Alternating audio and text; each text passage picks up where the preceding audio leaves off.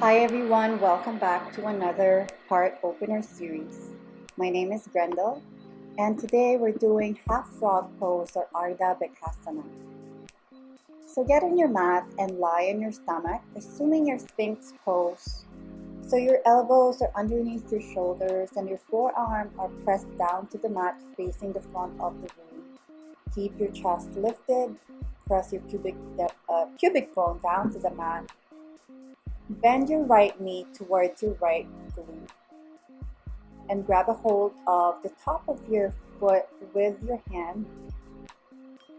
So you can stay here, or if you want a deeper stretch, you can rotate your hands so then your fingertips are facing towards the front of the room, keeping your chest lifted, and exhale, release. Now let's try it on the other side.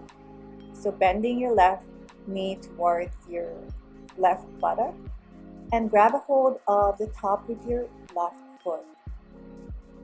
So same thing, you can either leave your hand on top of your foot or you can rotate your hand as you keep your elbows facing towards the ceiling, keeping your chest lifted, and exhale, release.